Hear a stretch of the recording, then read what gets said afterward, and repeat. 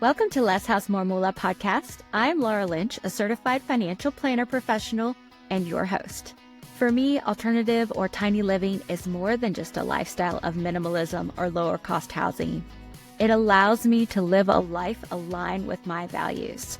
And as of October 2024, it also allowed us to become 100% debt and mortgage free. If you are looking for alternatives to the conventional path because you want to be more financially resilient and kinder to the earth, you have found the right podcast. So hit that subscribe button because new episodes are out every Thursday. Dreaming of an unconventional life? You've listened to the podcast, you've devoured the YouTube videos, but have you actually taken action yet? It's easy to get lost in research and inspiration. We all have the ability to piece together our ideal life, but getting started is often the hardest part, especially when it feels complicated and overwhelming. My mission around here is not just to provide the education and inspiration you need, but also to guide you step by step to take real tangible action. If you're ready to transform your vision into a practical action and a money plan for your unconventional life, let's connect. It's time to visit the Tiny House Advisor to book your call.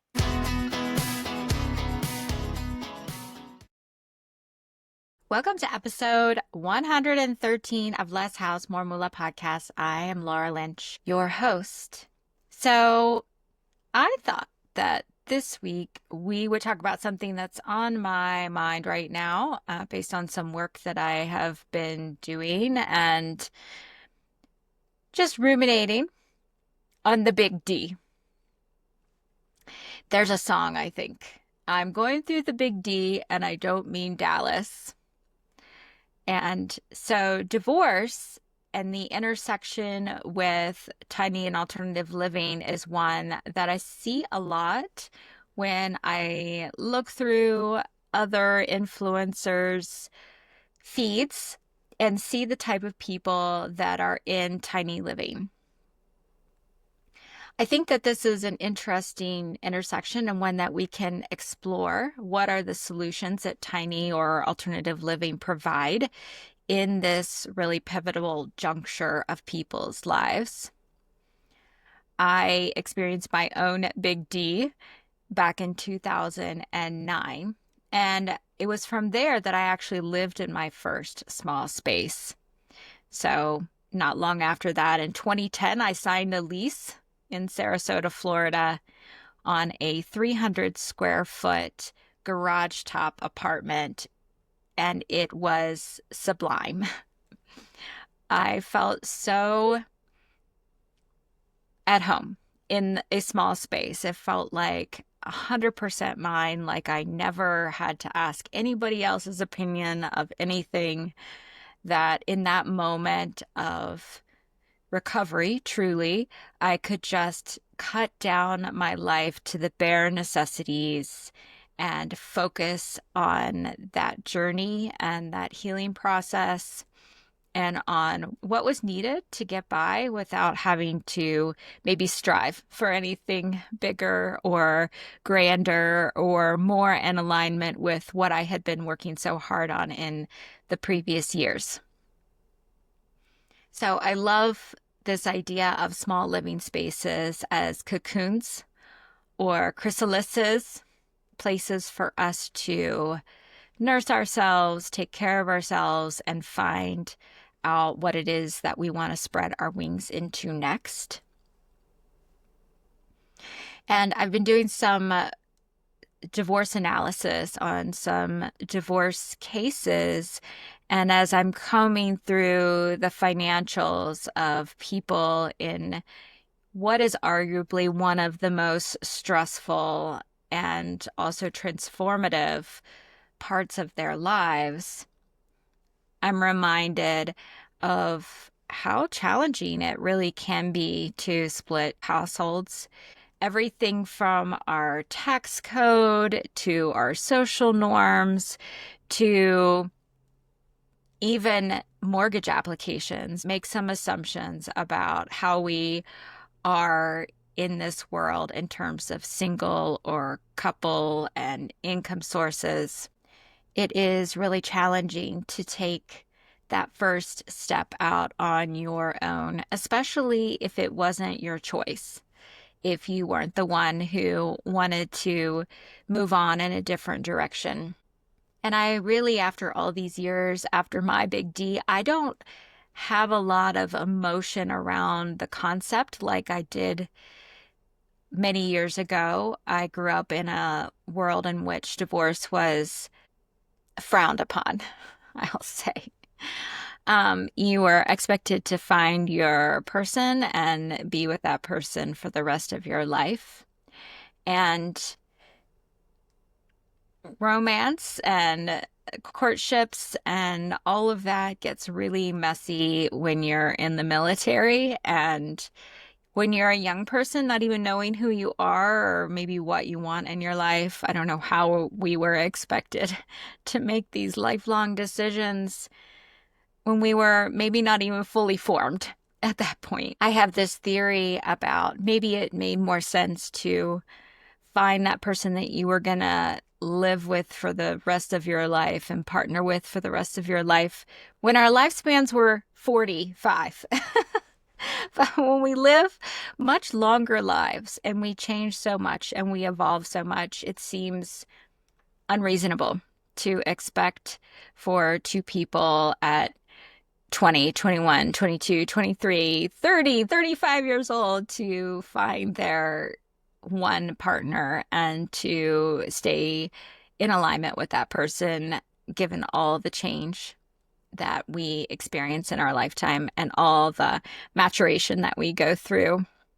And so now, as I'm looking at these divorce cases that I'm working on and trying to enable people to land around the corner in the best financial position to launch off from, I am thinking about how that with housing costs being as challenging as they are for even well-incomed couples, that it is even more challenging when you are maybe saddled with some debt, maybe figuring out how you take care of your own needs or those of you and your children, and you do it on a single income, especially for those who deferred their career in order to support the family goals. And so this is where I think we see a lot of divorcees in tiny living. I've even had a divorcee or two on my podcast where a smaller living situation with less cost of living, lower housing cost was a really timely solution for them. And so splitting those household costs in half means that we have to choose something different, but yet the housing stock that's available doesn't support single persons or persons post-divorce or persons taking care of children alone. So this is where choosing something different than what society and housing industry has put in front of us can be a real solution. Of course, tiny and alternative living, as we talk about incessantly, is a little bit more challenging to figure out, logistically speaking, where the tiny house can go, how to finance it, that sort of thing. But money is shifting around in times of divorce. And so folks in divorce can do a lot of self-advocacy through themselves or through their attorneys to put themselves in the best position. And sometimes cash might be changing hands, or there are certain mechanisms through the divorce process to allow for cash to show up. And so perhaps this is a moment to consider some other alternative to purchasing yet another 2,000 square foot home with less income. So I landed in my 300 square foot apartment back in 2010. And of course, I stayed there for a season until I moved on to the next chapter of my life. But it was a really healing place to be in terms of allowing me to just nestle down into my own routine and schedule and needs and figure out who I was and where I wanted to go from there. I spent some time networking in the local family attorney group there in Florida, and I really posed to them that divorce is the turning of a page in the book, that it presents a blank page in front of us to rewrite a new story. And how we handle the past pages and how we treasure or trash or just sort of put them away for a while is part of the process of making that transition. Many of us go into our relationships with the assumption that they will last forever. And so it can be really hard to reconcile the loss of a section of one's history, to reconcile the loss of stories that the other person isn't there to share anymore. And also perhaps to reconcile with the pain that that relationship caused and come to terms with how we let that happen, or how we didn't move on faster, or how we just got used to things that weren't okay. So a lot to be written in those blank pages at that juncture, at that moment. And we're not going to know in that moment what the vision for the future is necessarily. And we're not going to be able to see our future selves in that moment because everything is changing and everything is very emotional.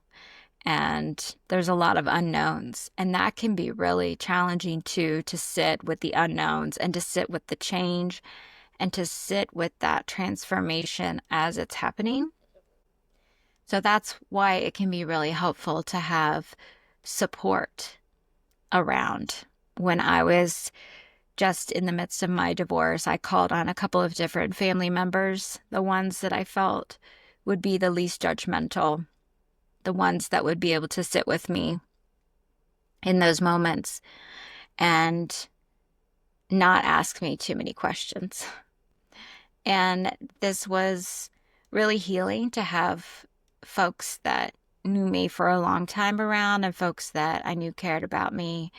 And so for those folks that are in that transition, it can be really a reminder of how valuable our connections, our family, our relationships really are, and how sustaining they are beyond what we necessarily notice day in and day out.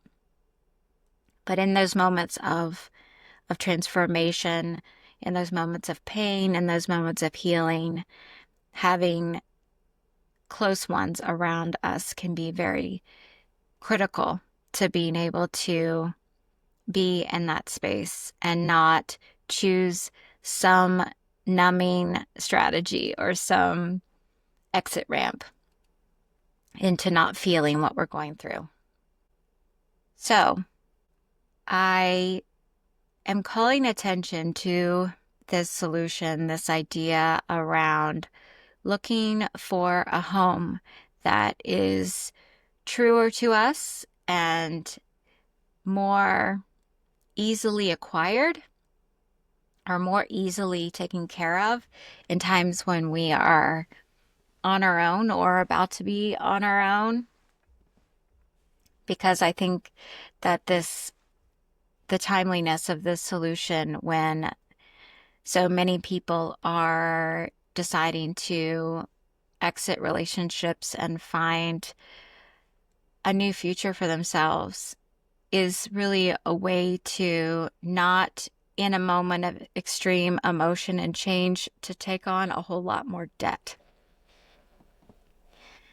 And we maybe are best served if our future lifestyle is not so taxing, and if we can launch off in a new direction without having to then figure out well, what do I do with this whole interim thing that I created for myself?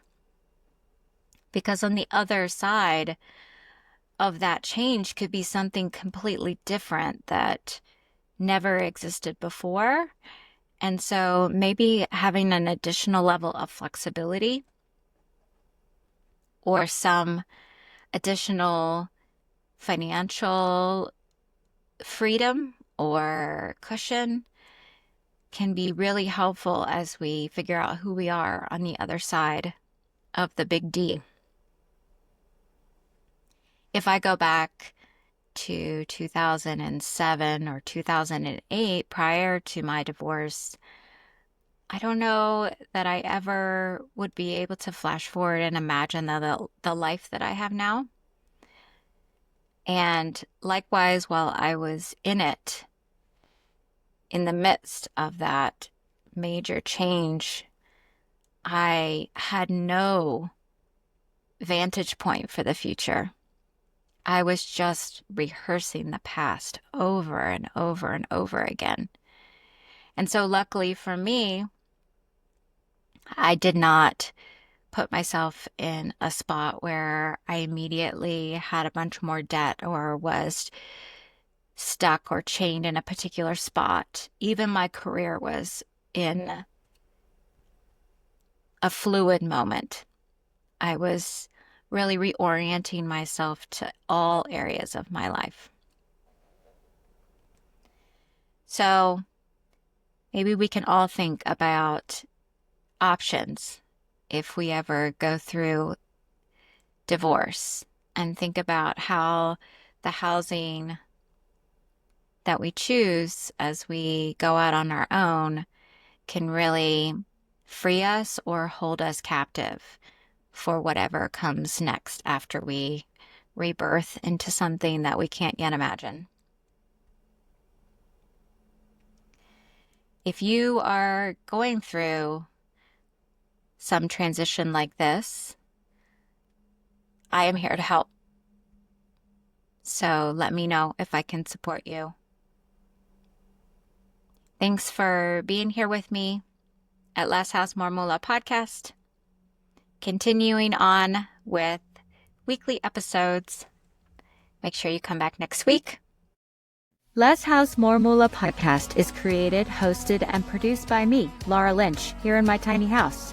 I'm so grateful to you for being along on this journey with me. We are not alone in wanting to live a life that is more gentle on our earth and provides us with financial freedom. So when you have a conversation with someone else considering what alternatives are out there, make sure you share this podcast with them. Let's bring them along with us. Please see the show notes for an important disclosure regarding the Tiny House Advisor LLC in this episode.